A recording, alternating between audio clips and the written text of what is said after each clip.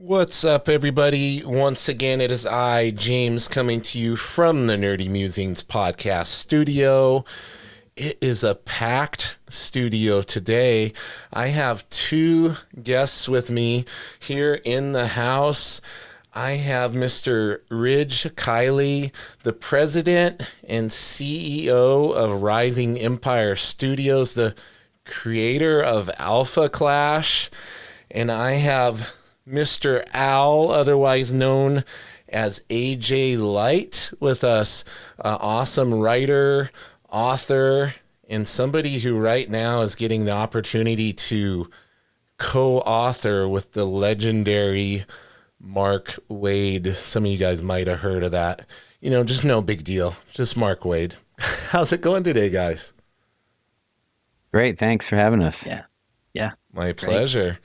Ridge, let's start with you. So what got you into gaming and all of these different, you're an entrepreneur, I can already tell. You have your toes dipped in a lot of things, just like me. We were already talking beforehand how you were a collegiate wrestler and everything. You worked with some MMA fighters over the years. You've dabbled in a lot of different stuff. So how did this journey begin? How did you get here, should we say? Yeah, gaming and pretty much the comic book world, not necessarily comics when I was younger, okay, but I still was a fan of Marvel and the X-Men series in the 90s and Spider-Man and just all those things. But always was a gamer, loved Pokemon as a kid, Game Boy, the trading cards, played a lot of Nintendo, Super Nintendo, N64 over the years. Had an older brother. So as I was, always 4 years younger, I was probably getting exposed to, those consoles a little bit earlier than maybe some of the other people my age. But then really just fell in love with gaming, eventually got into Magic the Gathering. Nice. Played that for many years. And then, it was a good outlet for me when I was competing athletically because I could still compete, but I didn't have to beat up my body in order to do it. We were just talking about that, weren't we? I'm like, I got too many physical hobbies, man.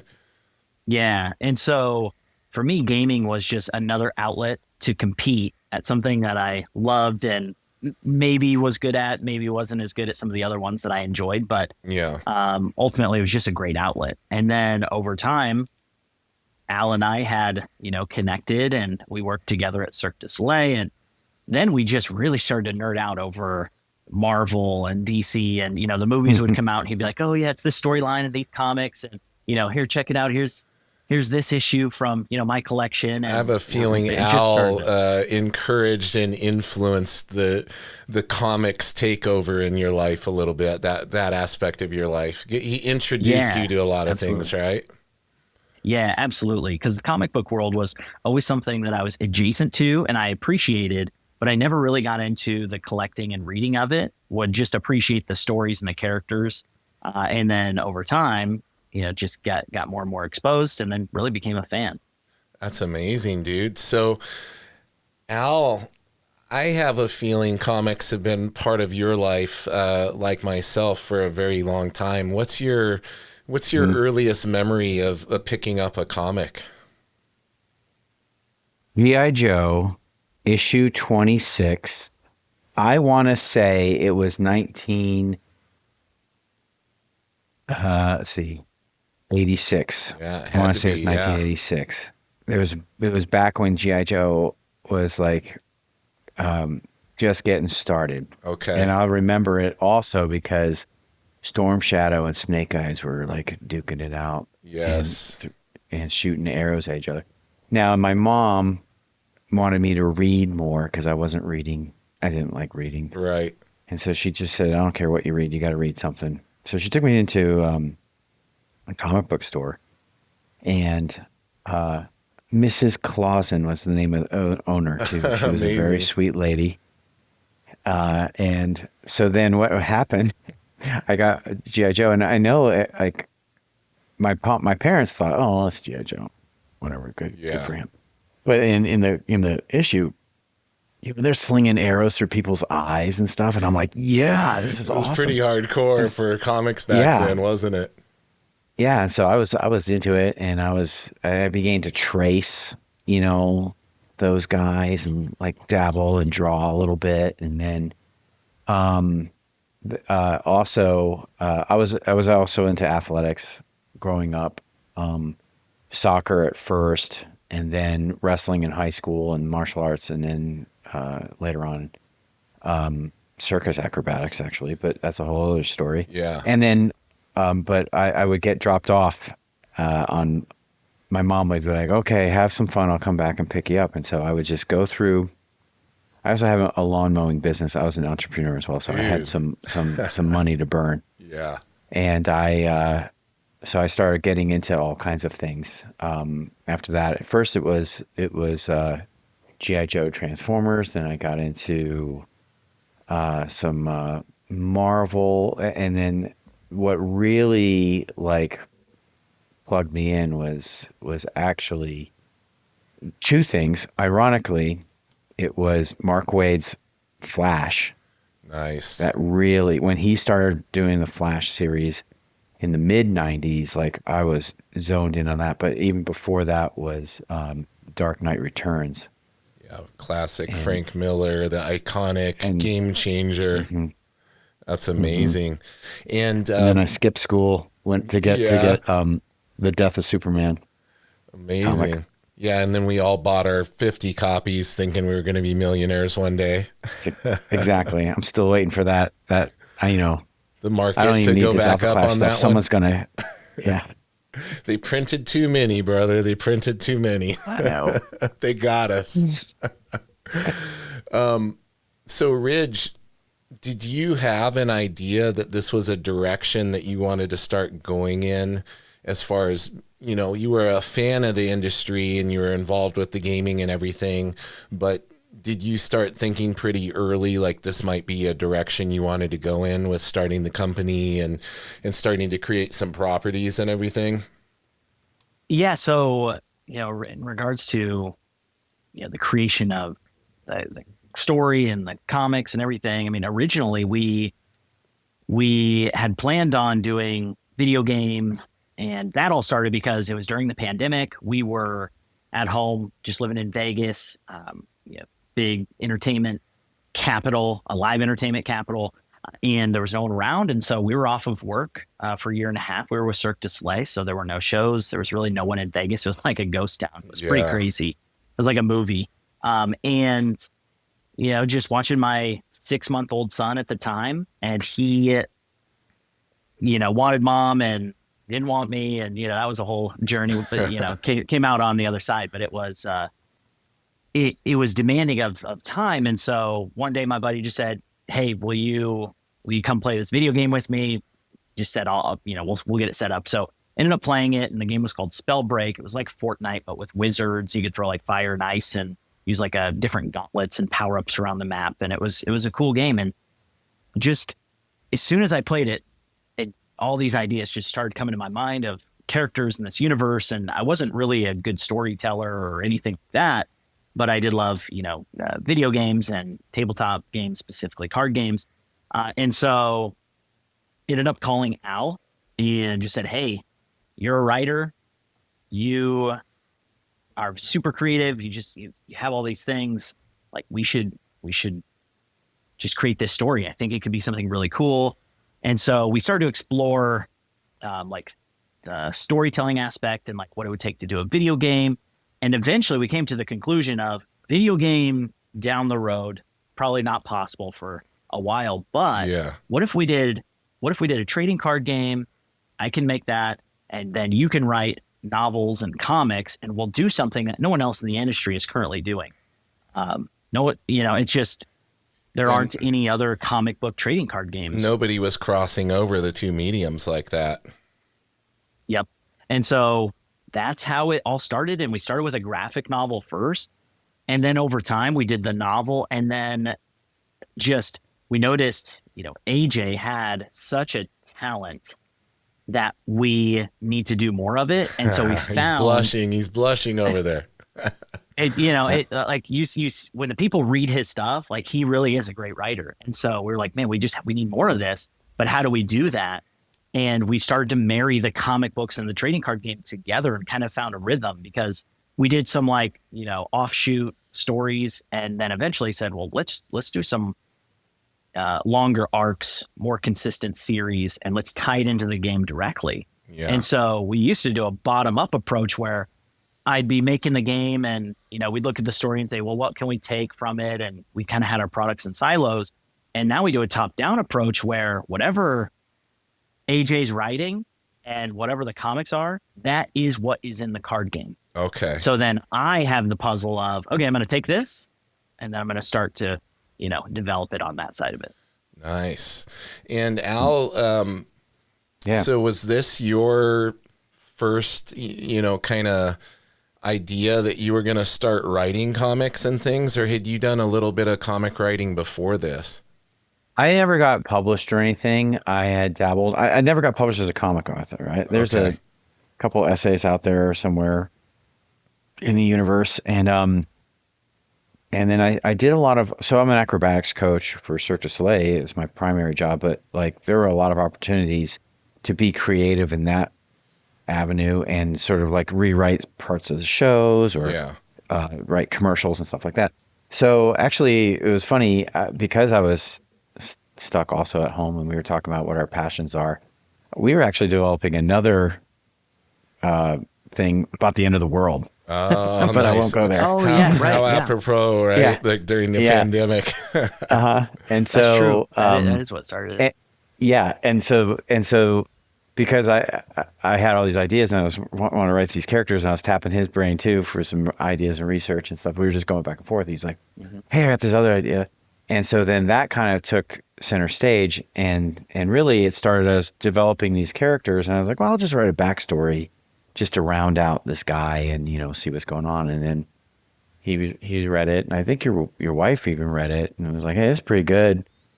And then what do you think we can, expand on that? And that's kind of how it took root. So this was my first real big, the first real big writing novel and stuff. And then I had to really kind of also delve into the craft of like writing a comic book because it's a different script, Different, totally. It's like a movie.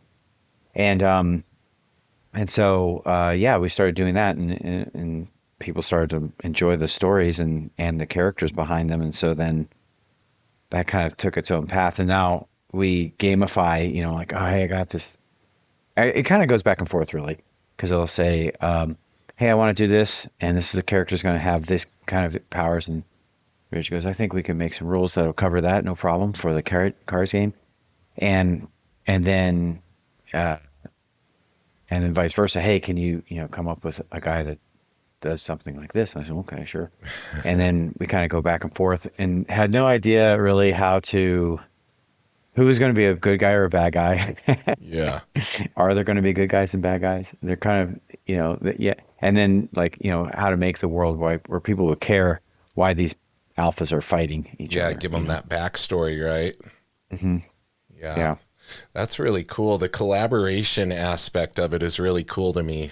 Like you guys were coworkers, buddies. You found out you both had these passions and now you're working together. Ridge, at what point did you realize that this could really be something and turn into, well, obviously on the introduction, I said you're the president and CEO of Rising Empire Studios. Like, at what point did you think this might be a viable business venture to get into?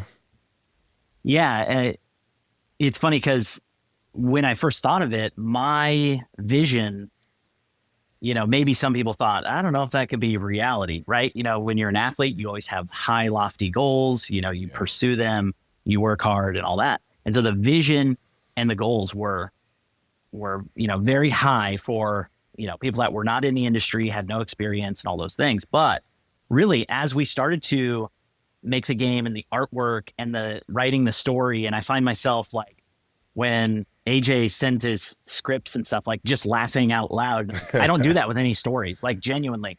And it wasn't like I'm drinking my own Kool-Aid situation. It was like, man, this guy is really talented. It's like a hidden gem. And on top of that, I know we've got a great game. I know this artwork's, really cool. We've got to find a way to do it. And so I think it was about as we were preparing for the graphic novel to launch that on Kickstarter, Yeah. we started to gain more confidence, and then the viability of the graphic novel. You know, we had a great campaign. We showed, okay, there is an appetite for people in the space. And then as we went into the Kickstarter, I mean, we just really started to gain a lot of ground for our trading card game. And then we had a pretty big Kickstarter for that. And so, yeah, really, it's been an evolution, you know, kind of gaining confidence in the viability of the product. But over time, the product just keeps getting better. Our stories get better, our art gets better, our gameplay gets better, just everything about it, because we are always rapidly learning. We're always adapting. And it really has been, I mean, this is year 4 now. And so it's funny to look back on where we started. Yeah. You know, just the early ideas, early sketches, early, you know, like just test cards and all that, to, you know, where we are now. And we know where we want to be.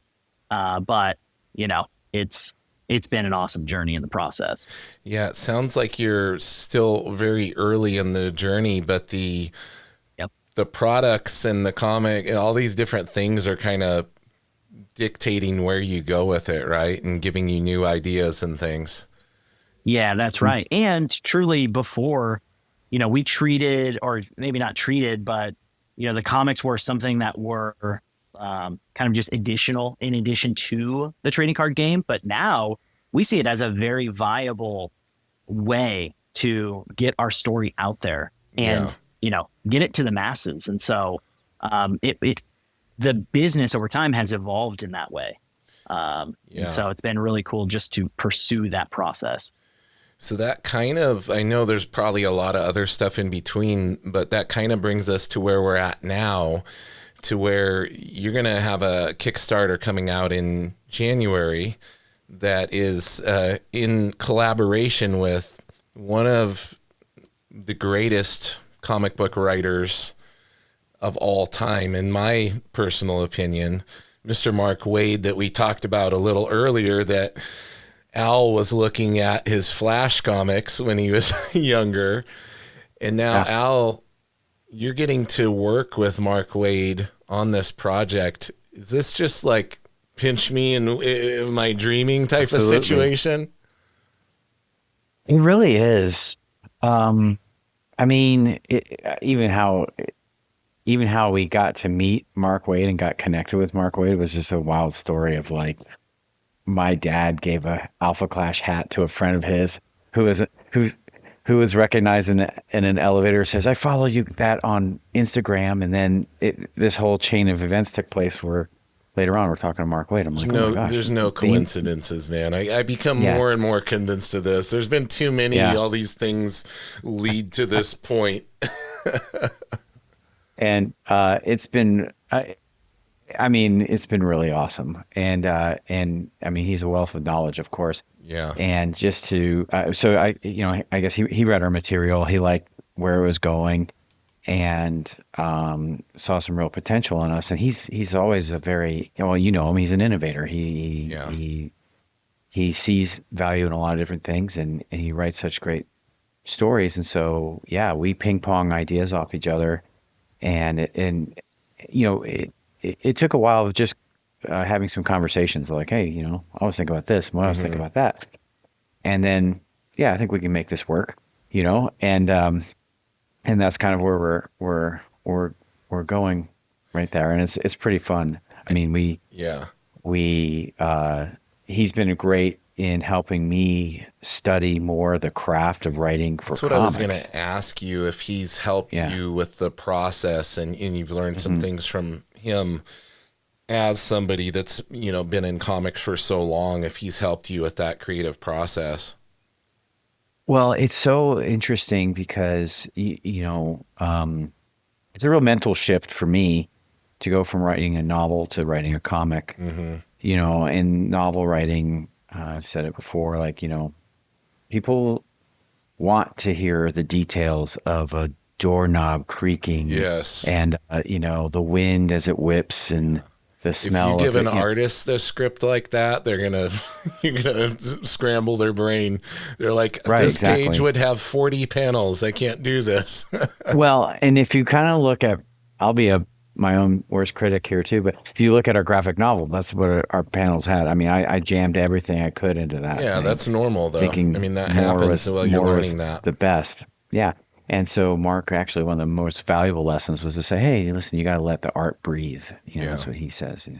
And you have to think about, how to frame this and, and then, I've learned also to trust the reader to infer what's going on. Like, you don't have to have every single frame of them. If I'm going to use the doorknob example, turn the doorknob. They go over to a door, they're in another room in the next frame. Okay, we've made the leap. They've made the, and so to get that kind of visual storytelling in, and then to also really kind of switch my audience to, I write for the artist as far as descriptions, but then my dialogue is for our readers, and the narration and stuff. So like it does, change. And it took me, actually, matter of fact, it took me so long. I used to write a short story in prose form and then think that I could plot everything and then I could write in the script. And I was like, this can't keep going on. So now I'm better at just page one, panel one. Here we go. Yeah. You switch to that comic script format after a while. Yeah, that's Your very brain cool. It eventually makes the flip. Yeah, for sure. Now, Ridge, has to be pretty cool for you. Like, did you realize how prominent Mark Waid was? Did Al fill you in on that, or were you already aware of who Mark Waid was before you started working with him? I had heard his name, but I honestly didn't know too much about Mark. And then once we had gotten introduced and, kind of leading into the conversation and doing research and, Al telling me about all the different Mark Waid comics that he has from over the years. Al's like shaking you. He's like, you don't realize who this is. And yeah. And, now we've, met with him several times, video calls in person, and he's just been great to work with. And it's really cool to see the process from, because I kind of take on almost like the management side, just making sure that the project moves along and that, everyone's doing their part and we'll bring it all together at the perfect time. And so just to see the writing process and how they collaborate, and, even like feedback for the artists and like, it's just been really cool. And we just keep changing our process as a result of what we keep learning. Now, Al, is this, to get into the project a little bit, is this intended to be another graphic novel for Kickstarter, or is this like a comic book series? It's a comic book series that eventually will compile as well, but this is a 3-issue arc that we're working on right now, and there'll be another 3-issue arc that will link to this as well, that will kind of shape everything. And these are all, at least for right now, like we don't envision Alpha Clash issue 1 going to Alpha Clash issue 500, like Action Comics or something, right? Or now they're into the thousands, but there will be these cohesive stories that take place in the Alpha Clash universe, all as a result of our, major source material, which is our novel and our audiobook, which, and then there'll be other more novels and stuff to come out too. And so these are really great glimpses into a world and a universe where, this is where our characters kind of have gone, or we find that new characters sprout from the events of what's happening in there. Yeah, they kind of write themselves sometimes, don't they? Well, I mean, it's really fun because, you get to, and I think this is why I don't want to speak on his behalf really, but I will, I guess, that Mark we have a clean palette, a clean canvas that there's not 80 years of comic history to navigate. We can kind of go where we want to go and see what happens, Yeah. And so, we get to ask ourselves the questions, well, what do you think would happen if, superpowers automatically just popped up? And, who would do this and who would take advantage of that kind of situation, and who would be, take advantage of a good way or a bad way, and, how would an individual react if they were normal one day and flawed and everything, and then oh, you have some kind of powers. Basically, Sometimes a the god. powers too, they're not exactly mainstream either. Like, we don't have like a Superman or anything like that. Everyone has a vulnerability. Everyone, no one's omnipotent, or anything. Well, So they like, have to be, or the game and would be pretty boring. that's exactly it. That's exactly it. Yeah. And when we were talking about that, Ridge is so good at structure the game so that there is no powerhouse that just runs away with everything, right? And there's always a way to figure out what's going on, and maybe there's different tactics to take out people, So yeah, I just had a lot of fun writing those kinds of characters and putting them in situations, and then kind of going and taking a page from a lot of other authors too, like Lee Child is one of my favorite authors, and he kind of writes a little bit by the seat of his pants, and so we outline something very generally, but then kind of navigate like, oh, okay, let's see where this goes, because it adds a little spontaneity to it. Yes. Now, Ridge, for the viewers and listeners of this episode, we got to fully inform everybody of what to be prepared for with this Kickstarter and when it's going to launch, and if they can get on. And I don't know if you have a pre-launch thing set up where people can go and get notified and all that good stuff. So as we start approaching the end of the episode, let's give everybody the pertinent info, man. Yeah, absolutely. So we'll be on Kickstarter. We're trending for January 20th, Tuesday, January 20th. And if that changes for any reason, if you're following the campaign page, or you're a VIP, or you're just kind of plugged in, we'll make sure that we let everyone know. But we're trending for that. The campaign's going to be awesome. Multiple issues, so 3 different issues, tons of different variant covers. So make sure that you go to Kickstarter, you search Alpha Clash, and it's called Alpha Clash Rising Empires. That's the series name. We do have a VIP offer. So for $1, you just get a bunch of cool perks. When you back the campaign, you get your VIP perks. And we run a lot of ads. So if you're a comic fan, you've probably seen those. I have. But if you haven't, I believe we can make sure that you get that information. But I think it's risingempires.alphaclashtcg.com. But if for some reason you can't find it, just get plugged into our Rising Empire Studios Instagram or Facebook page, Twitter as well, or Alpha Clash TCG pages as well.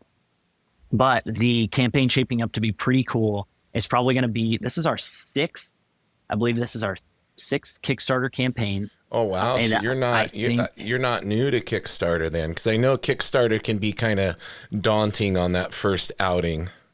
It is, yeah. And there are so many moving pieces with it. But one thing that we're doing, we are getting all the work done ahead of time, so that when the campaign finishes, we're just going right into production. Once the pledge manager and all that is done, then we'll just fire it off, and we try to fulfill it as quickly as possible. And so, yeah, there's going to be a ton of really cool, like, if you're a comic book person, this is definitely the campaign for you. If you are, maybe not, for some reason, if you're watching this and you're not as big into comics, there are a couple other things, but it's really meant to be all about the comic, fan. And so we're going to have some high tiers that are going to have ultra collectibles in it. So anyone that's like an ultra collector, there's going to be some really cool things in there, and boiled down all the way to just base tier. You just want 3 standard issues. You got.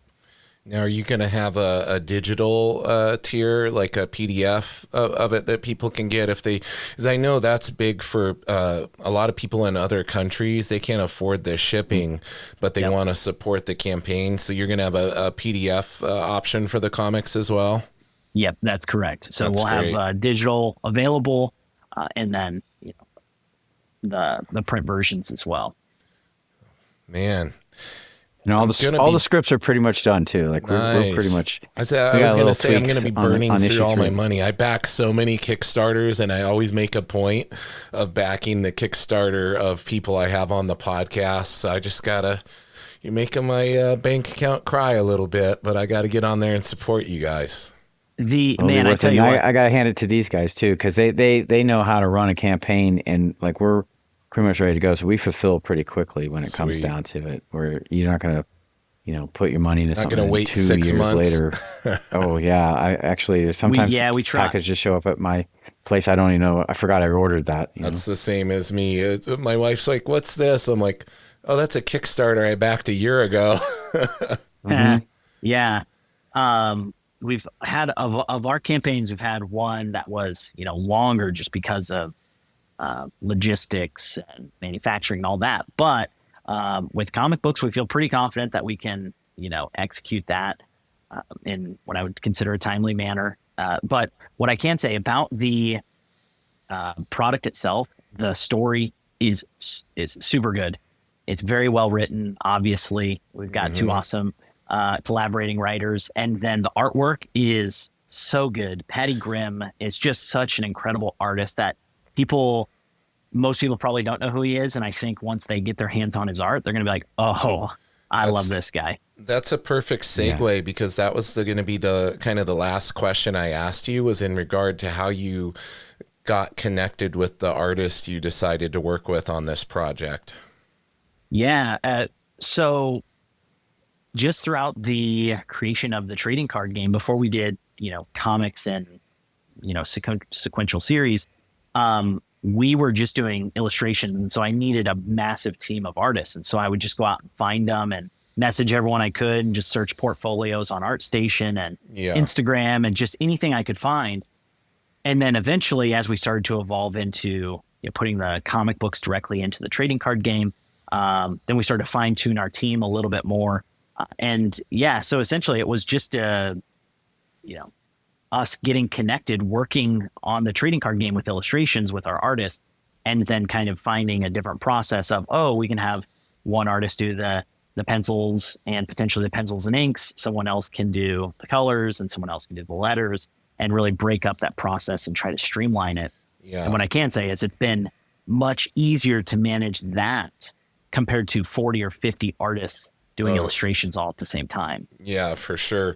Was the artist in question familiar with working in the comic format and working in sequential art? Yes. But to my knowledge, he just didn't have any of those like big name comic books on his resume. But through his portfolio, just seeing what he was capable of, he just has such dynamic movement, good facial, expressions, good action, just high quality artwork. And then we've got, an amazing, color, who's Steve Cannon, does a lot of like, Spawn. And is that how you heard about my podcast? Because I've had Steve on here twice now. Okay, awesome. Yeah. It's not, but Steve's great to work with. He's amazing. He's done several of our comics. And so, it really is just a star-studded team. And then our cover artists, like we've got 8 different cover artists or something like that, or 6, however many it is. And they're all just different and unique. And it's going to be cool. I'm super pumped about it. Steve's another one of those guys who was like a hidden gem. Like nobody knew who he was, and he was amazing. And now, he's just doing colors on covers for Spawn and all sorts of, just little titles like that. Yeah, That's really cool. Well, the last thing I'm going to ask is going to go over to Al. Al, what's it been like collaborating with an artist? You've gotten to collaborate with Mr. Mark Waid on the writing task, but now your process of working with these artists, and we talked a little bit about, you've changed your approach a little bit. You're giving them a little more room to work. Has there ever been an instance where you've written something really cool, but what you get back from the artist is just way cooler than what you could have ever imagined, or the way they interpreted what you wrote was different than what you pictured, but it ended up being awesome? Yeah. Well, yes, actually, I'm going to say a couple of instances, especially with Patty, because we're also working on another series called Cosmic Conquest, which is a storyline within the Alpha Clash universe.